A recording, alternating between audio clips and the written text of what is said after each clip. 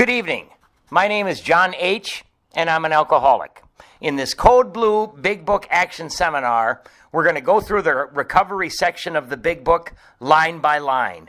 We are going to take the action that our founders and the first 100 people who recovered say that we must do to overcome this seemingly hopeless condition of mind and body.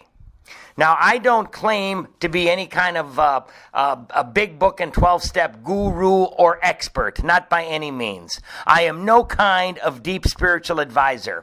I'm just a simple drunk who was almost dead from the disease when a couple of recovered alcoholics reached out their hand to me and said, "We have a different way." Now, this is based on the Canadian method pioneered by the Golden Slippers, but I also borrow heavily from the Joe and Charlie Big Book Weekend tapes, from Chuck C., from Clancy, and from all of the giants upon whose shoulders we are riding. Now, I would love it if you could grab a couple of friends and listen to these sessions together, because working the steps with other people is always more powerful than trying to go through them alone. So you're going to need a large print big book, a highlighter, and a pen, and some willingness. And as you guys will see, we open every session with a set-aside prayer to more open our mind to be more receptive to this information. Thank you so much for listening. During the 1950s, a man by the name of Max C., now deceased, started a group in Winnipeg, Manitoba called the Golden Slippers. The group was the back to the basics of the big book kind of group, especially for those people who could not stay sober for any length of time. That's very important, because that was me, and that's a lot of people that I know. I see people relapsing right and left because they don't do this work. The group took a bunch of chronic slippers and walked them through the steps, taking the action exactly as laid out by the first 100 men and women who wrote the basic textbook Alcoholics Anonymous. This is not your typical thanks for sharing kind of AA meeting, nor is it like any seminar. Participants are asked to do all 12 steps as laid out in our basic textbook. One or more of the people who have done this work before will be guides to lead you through the instructions in our basic book, using a dictionary published at about the same time as the book Alcoholics Anonymous to help us better understand the directions as they were written by the first 100 men and women. We ask every participant to commit to the entire process. Though we read and study the AA Big Book, this group is not limited to members of AA. I mean, basically, Guy, these steps are used by all of these groups: Al-Anon, NACA, GA, EA, OA, SAA. I'm not sure what some of these are. We who have participated in these groups before have come to understand that these sessions make us much better sponsors. We can now lead people through the steps exactly as given to us by those who have gone before, unfettered and unchanged.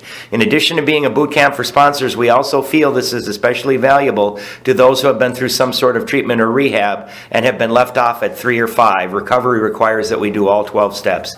We recover in AA by taking the steps, and if we don't take the action as described in our basic textbook, we might not recover. The study and action sessions will guide you through the steps precisely as the first 100 men and women laid them down. These are back to the basic sessions, accepting the simple kit of spiritual tools that's been laid at our feet. Let's open with the set-aside prayer. God, please let me set aside everything I think I know about sobriety, life, and you, so that I may be open to a new experience. Peace. All right, welcome everybody. This is the last session we're going to spend on step 4.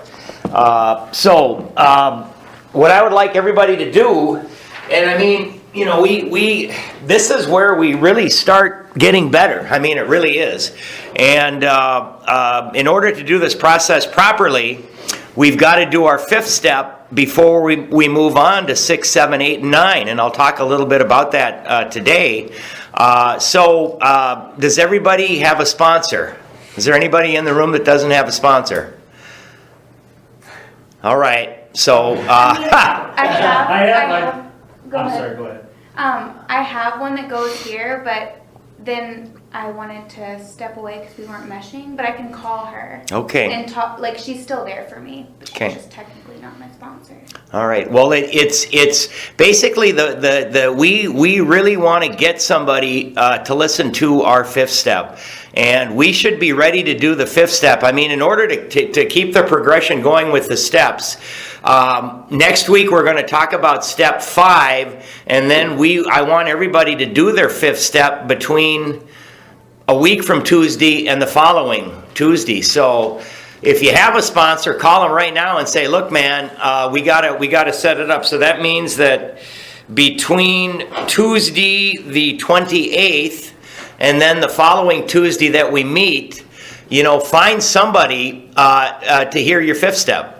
And set it up right now. And if you do it, and you know what, I'm going to talk a little bit, you can get this done quickly. Even if you've been lackadaisical and haven't done much yet, you honestly can get this done in a couple of evenings, following the simple instructions. But in order to, and for me, again, right at this point, I didn't have a sponsor, and they just assigned me this kid who had done the work, and this kid agreed to hear my fifth step, and it still worked.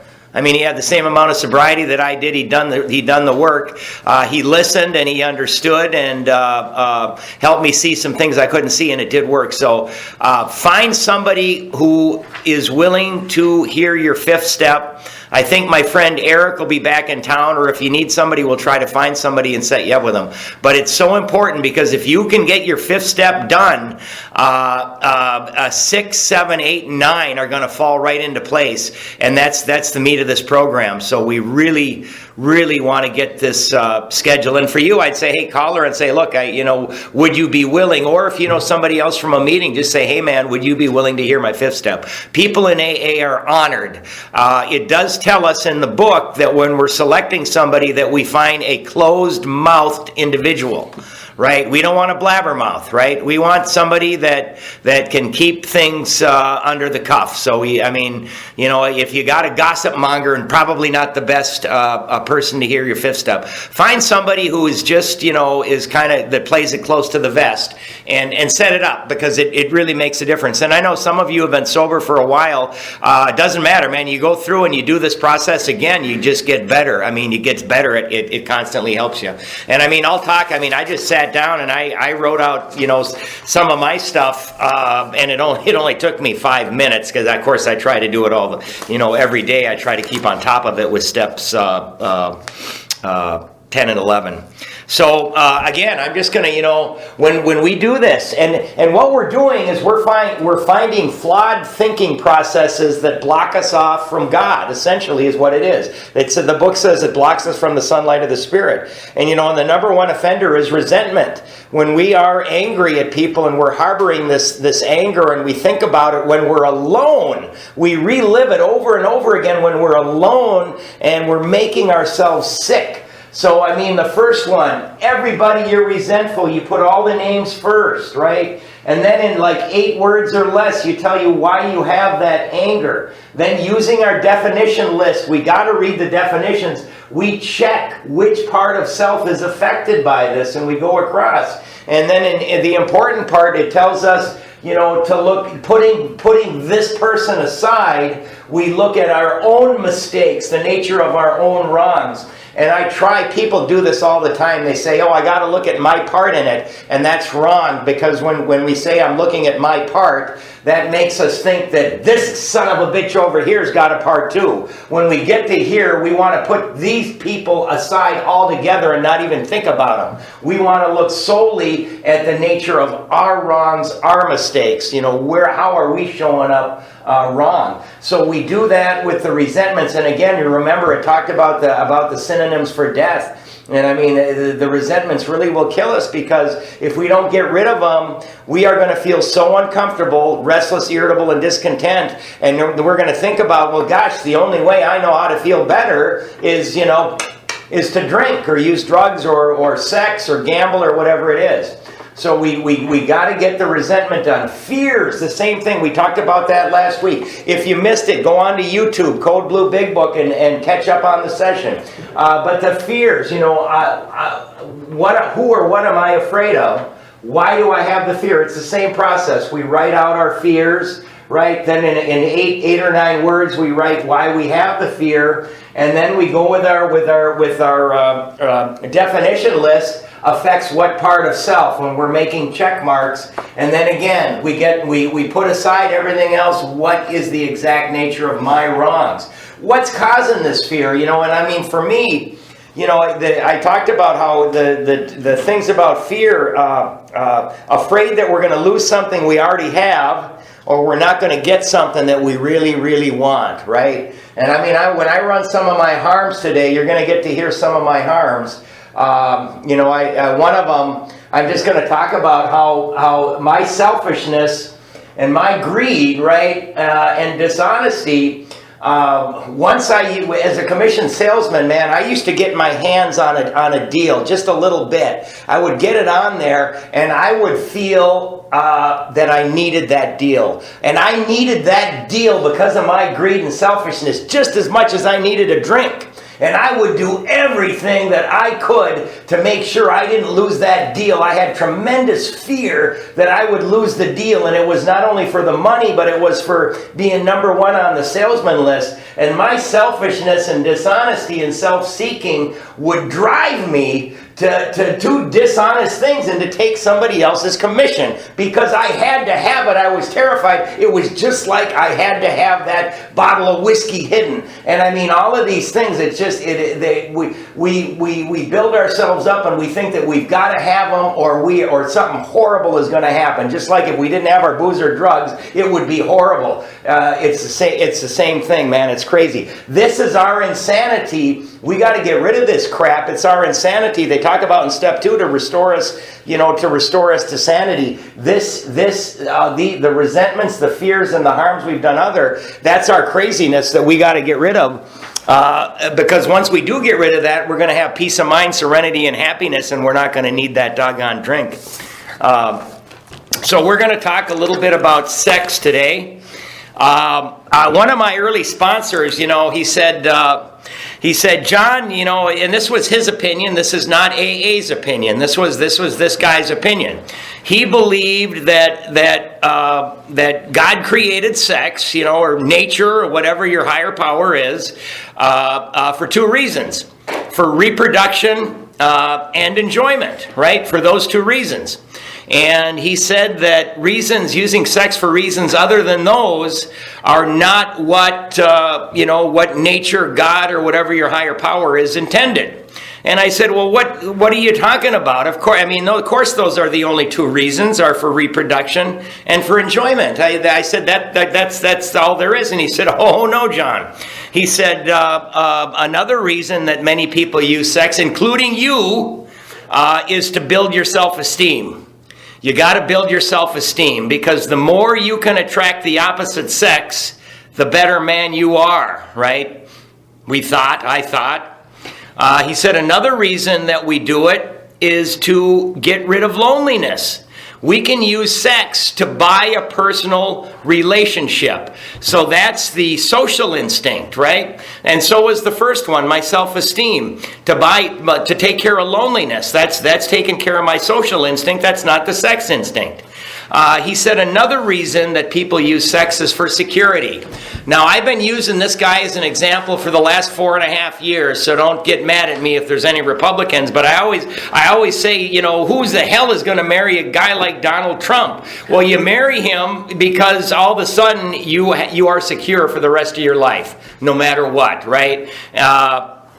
So that's for security reasons, right? You're using sex for security. Another reason we do it, revenge.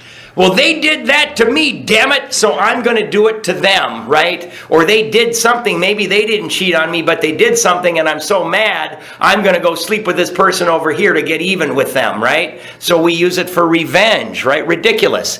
Sometimes we use sex to force our will on another human being, right? You ain't getting any till you come around to my way of thinking, right? So these are things outside of those 2, reproduction or enjoyment that people use sex for. And I mean, of course, I had no idea. I mean, I had the knowledge of a 12-year-old when I came in here and started to look at these things. So I realized that I did use sex to build my self-esteem, right? And I also used it because of the sex instinct. Whenever I went into a bar and got blackout drunk, I would always end up with somebody. I did it for those reasons too, but I also did it to build self-esteem. And And what happened is some girlfriends in my life, I ended up, cheating on them, dumping them, treating them poorly, and I'm a pretty lousy guy to do that kind of thing. And I look at this and talking with my sponsor, it's like, well, maybe, but you're a sick guy, and we're going to see how we can get better in these areas, because indeed you are sick. So deep down, I think everybody knows what we should and shouldn't be doing with the sex thing. So a guy came to me. He was in his 20s, and he came and said, "Hey, John, my sponsor told me that I was not allowed to have any sex for the first year of my sobriety. Is that true?" And I looked at him and I said, "Well, no, that's not necessarily true. As a matter of fact, you can have all the sex you want the first year. In the second year, you can have it with other people." That's what I told him. So, let's see here. We are let's see if there's anything else. All right, so let's go to the book. We're going to read a little bit. I'm going to run some columns on hurts and harms. I'm going to do a review, and then we're going to look at those summaries that we should be writing. Okay, so we're at the end of the fear, but I want to go up. We're on page 68. We're on the bottom paragraph. But I want to go up 4 lines that we should have highlighted, because there's a wonderful fear prayer and a fear promise in there. It said, we ask Him to remove our fear and direct our attention to what He would have us be. So, everybody, if you're feeling fear about something, try using that prayer, right? And then the promise is that once we commence to outgrow fear. So that's something that we should try. That's a fear prayer. And remember, the fears are going to block us off from our talents, and they're going to block us off from doing stuff we should do, and fears are going to keep us doing things we shouldn't do. And again, I'll review the fears about losing something we have, or not getting something we think we want, or getting caught because we did something. So now about sex. Many of us needed an overhauling there, all right? Don't get excited. They're talking about overhauling the way we think about it. But above all, we tried to be sensible on this question. It's so easy to get way off track. Here we find human opinions running to extremes, absurd extremes perhaps. One set of voices cry that sex is a lust of our lower nature, a base necessity of procreation. Then we have the voices who cry for sex and more sex, who bewail the institution of marriage, who think that most of the troubles of the race are traceable to sex causes. They think we do not have enough of it, or that it isn't the right kind. They see its significance everywhere. One school would allow man no flavor for his fare, and the other would have us all on a straight pepper diet. We want to stay out of this controversy. We do not want to be the arbiter of anyone's sex conduct. So basically they're saying, hey man, we are not going to be judging. It's kind of an outside issue. We're not going to tell anybody what to do. So let's highlight the next 2 lines. We all have sex problems. We'd hardly be human if we didn't. What can we do about them? So I think some of these guys, what they're talking about, some people in AA, for one reason or another, maybe they're ashamed, or the way they were brought up, or they have fear of inadequacies. There are some of us that have had almost no sex in our lives, right?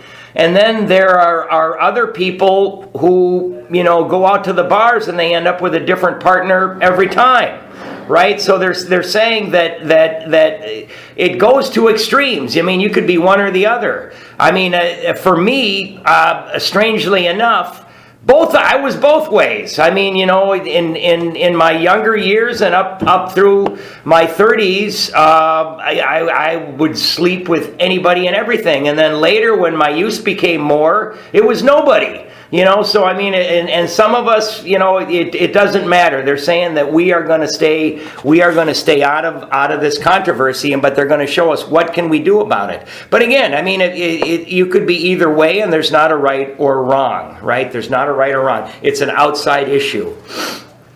Now here we go, right? We're going to do the same thing that we did with our resentments and fears. We reviewed our own conduct over the years past. Okay, highlight to the end of the paragraph there. Where had we been selfish, dishonest, or inconsiderate? So they're jumping straight to the fourth column up there. Whom had we hurt? Did we unjustifiably arouse jealousy, suspicion, or bitterness? Where were we at fault? What should we have done instead? We got this all down on paper and looked at it. So right next to that paragraph, we're going to write fourth column instructions. So they're telling us again that we've got to get all this down on paper. By definition, you know, doing a crossword the other day, inventory is a written list. You know, that was the answer in the crossword. So we've got to get it down on paper, and we've got to look at it, because we can't see it if we try to keep it in our head. In this way, we tried to shape a sane and sound ideal for our future sex life. Okay, we're going to highlight the next 3 lines. We subjected each relation to this test. Was it selfish or not? Okay, and then highlight the next sentence as well. We asked God to mold our ideals and help us to live up to them. So next to that line, we're going to write first sex prayer. That's the first sex prayer right there. So you can say something like, when you don't know what to do, you know, God, please help mold my ideal about this and help me to live up to it. Please show me what you would have me be, essentially, the same as the fear prayer, and help me to live up to that. That's the first sex prayer. We remembered always that our sex powers were God-given and therefore good, neither to be used lightly or selfishly, underline, nor to be despised or loathed. Nor to be despised or loathed. Whatever our ideal turns out to be, we must, be willing to grow toward it. And then we're going to highlight to the end of the paragraph. We must be willing to make amends where we have done harm, provided that we do not bring about still more harm in so doing. In other words, we treat sex as we would any other problem. In meditation, we ask God what we should do about each specific matter. So that last little bit there, we ask God what we should do about each specific matter. Next to that, we're going to write second sex prayer. Second sex prayer. And then we're going to actually go up a little bit where it says we must be willing to make amends where we have done harm. Right next to that, write talk to sponsor. We got to talk to our sponsor before we start running out. What they're doing here is they're sneaking in a little step 8 in the 4th step right there. They're sneaking it in to get these people on our list, right?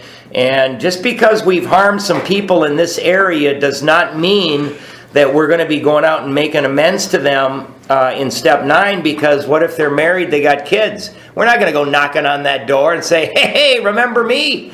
Right? So, I mean, we've always got to talk to our sponsor about these things and about any amend. If there's ever an area where you need a sponsor, and we'll talk about that when we get there, but that's in steps 8 and 9. We absolutely have got to talk about each and every amend with our sponsor before we do anything.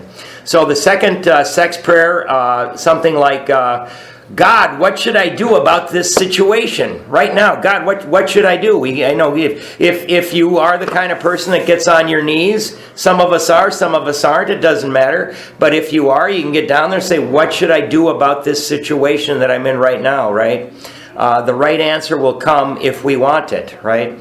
And I mean, we also, we can also talk to our trusted confidants that we have in our sponsors too, because I believe, that we get answers through other people. At the bottom of the page, we're going to write something. We're going to write, seeking approval from others can be a drug. Seeking approval from others can be a drug. Right? Now, you're an alcoholic or a drug addict, you can do a lot of crazy things to get your stuff, right? Well, seeking approval from others can be a drug. What will we do? Who will we hurt? What will we do? Who will we hurt? Those are considerations that we did not have when we're out there running and gunning. Or even if we're sober and not working these steps, we don't think about stuff like that. Seeking approval from others can be a drug. What will we do? Who will we hurt? God alone can judge our sex situation. Counsel with other persons is often desirable, but we let God be the final judge. We realize that some people are as fanatical about sex as others are loose. We avoid hysterical thinking or advice. So, my goodness, if you go to a meeting and you start asking people in AA for sex advice, I think that's one of the craziest places to ask for it, at meetings anyway. You don't know what you're going to get. Now, I'm not talking about talking with your sponsor is okay, or with people that that you've known for a while, that are sober and considerate. But we don't go around in AA saying, hey, should I sleep with her? Right? We don't do that. Suppose we fall short of the chosen ideal and stumble. That, we're humans. We're humans. And humans make mistakes, and that's okay. We're going to be this book is telling us we're going to be making mistakes for the rest of our life, and that's okay. And we might even be making more mistakes because we're going to be going out and trying stuff we never tried before. Does this mean we are going to get drunk? Some people tell us so, but this is only a half-truth. It depends upon us and our motives. So we're going to highlight to the end of the paragraph. If we are sorry for what we have done and have the honest desire to let God take us to better things, we believe we will be forgiven and will have learned our lesson. If we are not sorry and our conduct continues to harm others, we are quite sure to drink. We are not theorizing. These are facts out of our experience. So they saw this, right? People that, and I think I might have mentioned this gal before, but I know this tile setter, and his wife had been sober for 20 years, and she relapsed. And, people that have been sober for a long time and relapse, it's very hard to come back in. And I don't know how many treatments she went through and halfway houses, and she kept relapsing and she could not get it back. And it tore this family apart. The kids, they were adult kids, but still, she was around, I think, 50 or something. And she was going to a different club here in the Twin Cities. And she was quite an attractive woman, a very attractive woman. And she wore her wedding ring to these meetings. And at this one particular place, she kept getting hit on by guys. She was there to try to get sober and to try to piece her life back together. And these guys are there hitting on her even after, she said no. And when I hear stuff like that, it breaks my heart. Right? People are coming here for help. This is supposed to be a safe place. So, that was just another reason for her to say, well, I'm not going to go there, or I'm not going to go to AA at all, right? It's better that I just keep drinking. So, these places, we've got to be careful. Matter of fact, when I sobered up at the New Hope Alano Club, they would always read a little blurb at the beginning of the meetings, and I forget exactly what it was, but it's like, if you've come here to try to pick up other people, you've come to the wrong club. They actually had to read something at the beginning of each meeting because, it was kind of rampant. So, we're here to learn how to live a different way, right? Not only just not quit drinking, but how to live a different way. So, I don't know. I think we should leave it outside the door. To sum up about sex, okay, we're going to underline the next 5 lines. We earnestly pray for the right ideal, for guidance in each questionable situation, for sanity and for the strength to do the right thing. Okay, so that right there, we're going to highlight 3 more lines, but next to that one, we're going to write third sex prayer. Bill's given us all kinds of prayers here because he knows that we hurt people in the sexual arena faster and more seriously than almost any other arena that there is. We earnestly pray for the right ideal, for guidance in each questionable situation, for sanity, and for the strength to do the right thing. Keep highlighting, if sex is very troublesome, we throw ourselves the harder into helping others. It always tells us, this book, that whenever we're experiencing anything, we're going through some pain, our answer is to go out and help other people. We're going to get better if we do that. We think of their needs and work for them. This takes us out of ourselves, right? It quiets the imperious urge when to yield would mean heartache, right? It quiets the horny condition, if you will, when to yield would mean heartache. If we have been thorough about our personal inventory, we have written down a lot. It's telling us we got to be thorough as we can. We have listed and analyzed our resentments. Some people get scared of that word analyzed. All that means is that we've looked at the truth about them. We've looked at the truth about them. We have begun to comprehend their futility, underline futility, and their fatality, underline fatality.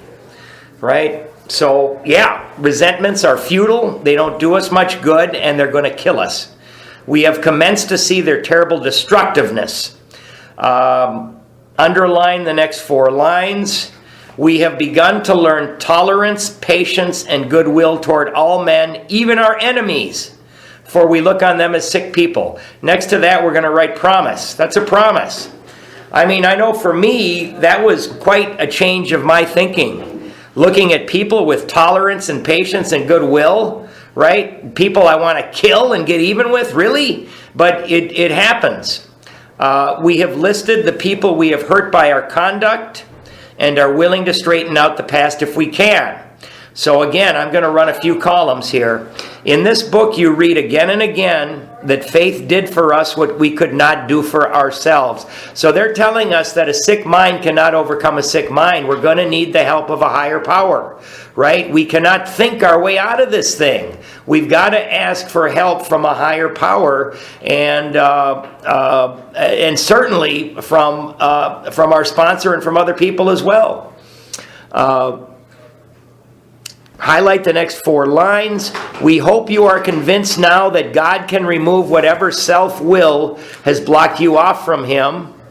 Okay, and then highlight the next 2. If you have already made a decision, next to that write 3rd step, and an inventory of your grosser handicaps, next to that write 4th step, you have made a good beginning.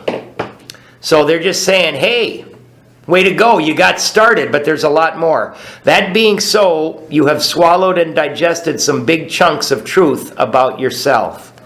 Okay, so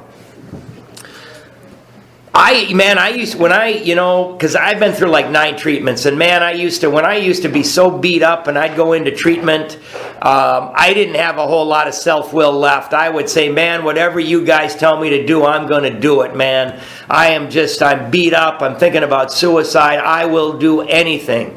Then I would go through the treatment. I'd go and I'd get my job back.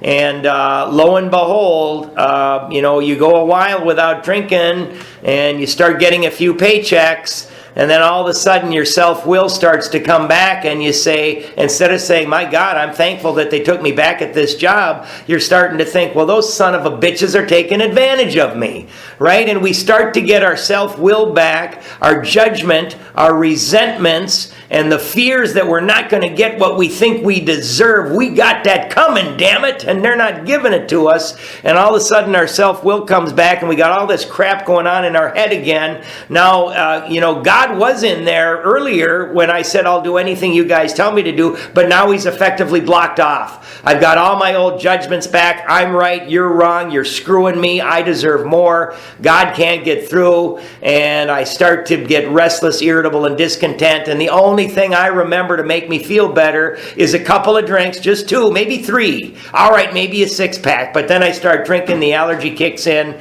and I wake up somewhere, and there I am again. I open my eyes, and the first thing I think about is, where am I going to get my next drunk from, right? So this self-will blocks us off, and we go back to drinking. Now, grosser handicaps. You see where it says grosser handicaps?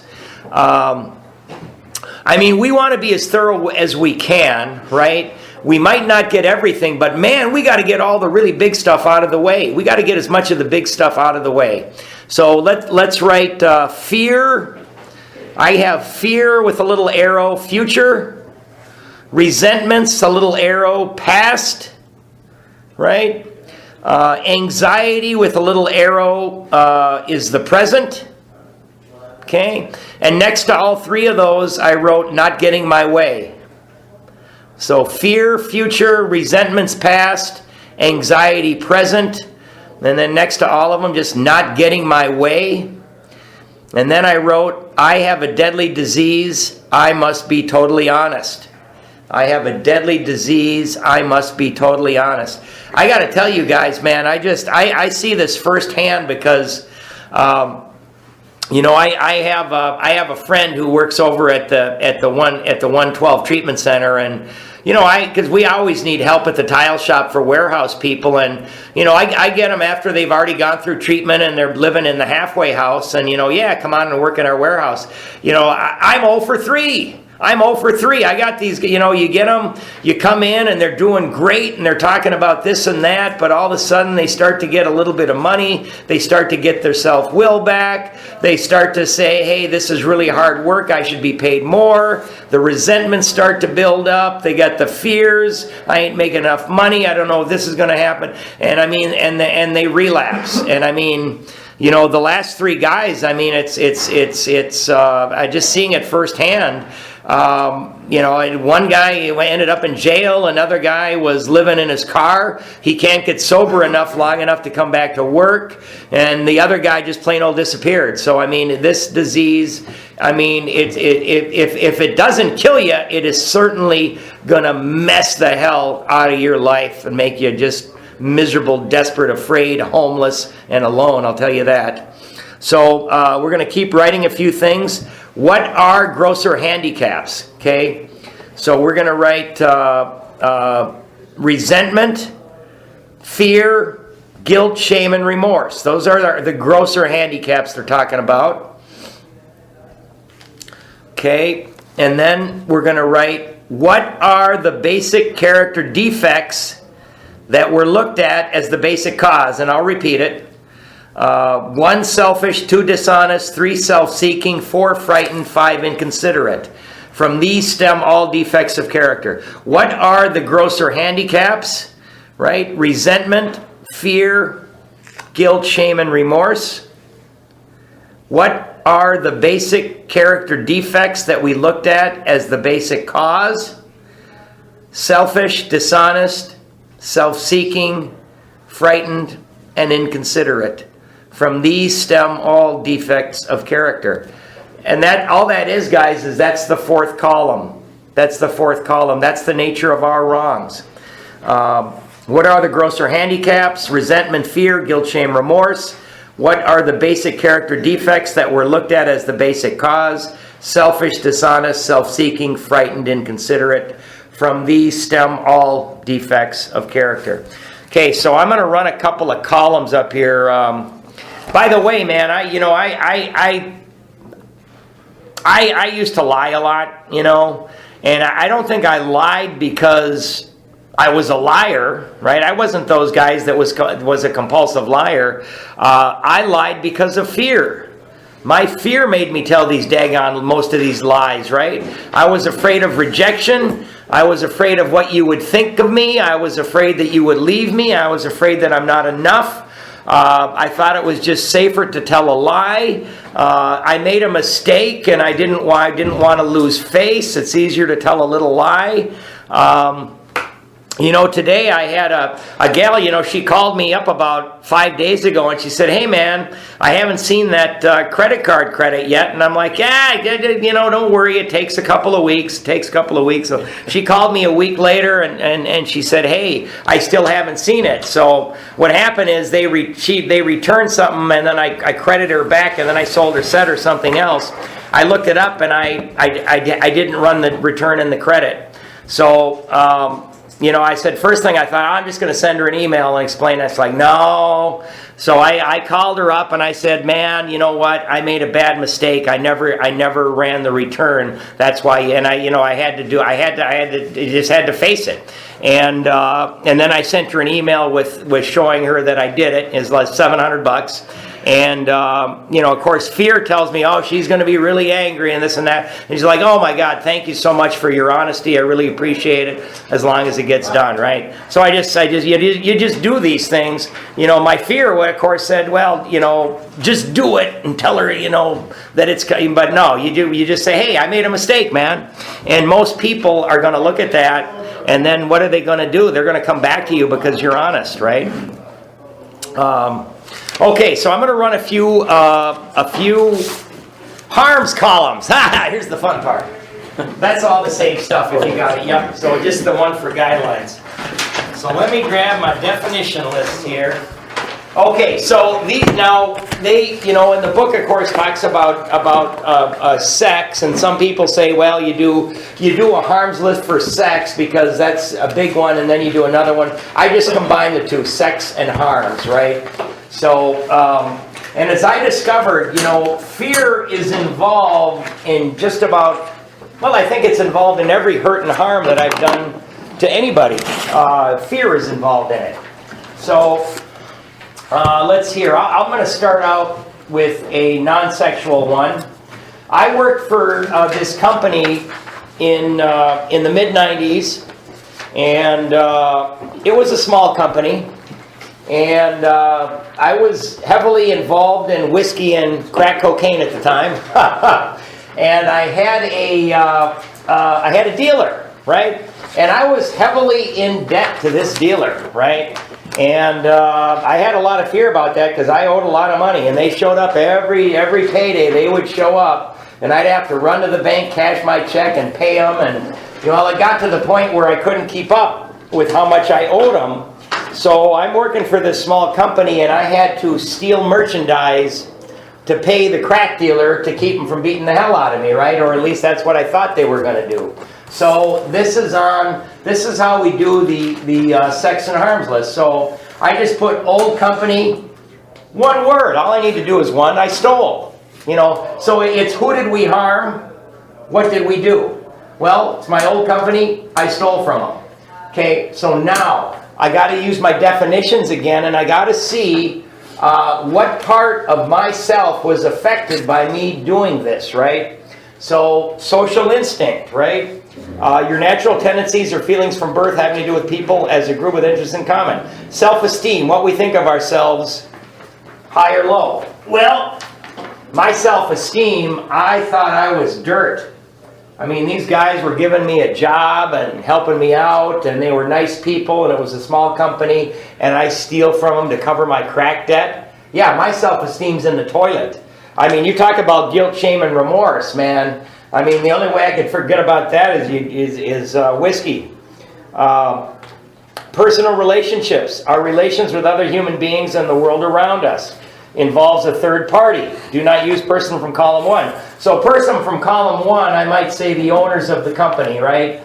But it affected all my personal relationships. Everybody else I worked with at that company. I mean, I was evasive. I didn't want to go out with them. I didn't want to talk about things. I was hiding everything from them. And even people that weren't, even my friends, because I felt so bad about myself, that affected all my personal relationships. Security instinct, your natural tendencies or feelings of safety, freedom from danger or harm. Material, wanting money, property, clothing, housing, vehicles in order to be secure. Well, I thought, hey, they're going to catch me and I'm going to get fired, man. That's out the window. Emotional, based on our need for another person or persons. I couldn't tell anybody about this. I was suffering alone, man. No emotional support from that. Sex instinct, acceptable sex relations, our sex lives accepted by society, God's principles, our own principles. You got somebody that you're seeing, you're involved in a relationship with, and you got this rolling around in your head, of course that's going to affect that. Hidden sex relations, I'm not going to check that one. Ambitions, your plans or great desires. Social ambitions, your plans to gain acceptance power, recognition, prestige, status. Well, you bet it affected. It affected my ambitions because I certainly was afraid of doing anything further with that company. Security, plans to gain material wealth, my ambitions. Well, am I going to expand with this company and do? Well, I don't think so because I'm terrified I'm going to get caught, right? Sexual ambitions, your plans regarding sex lives, either acceptable or hidden. Maybe I'm not going to check that one. So now we come over here, the exact nature of mine. So fear is involved in all of these harms I've done to other people, right? So not only, okay, I like to say, oh yeah, fear that they're going to beat the hell out of me. Come on, John. How about the bigger fear that maybe that won't be getting more drugs from them because I can't pay them? How about that fear, right? Fear that I'm not going to get taken care of because I needed that. I needed those drugs, man. I needed them.